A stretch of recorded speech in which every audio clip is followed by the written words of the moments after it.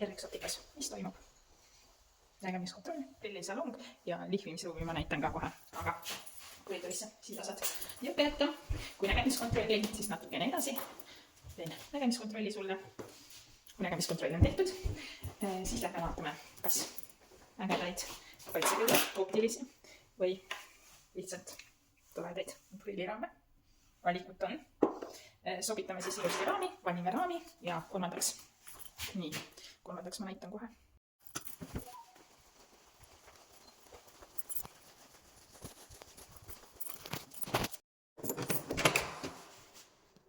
On lihvimine. Kõik asjad on ühes majas. Prillide valmistamine on ühes kohas. Nägemiskontrollid, kõik raamid, kõik on ühes majas.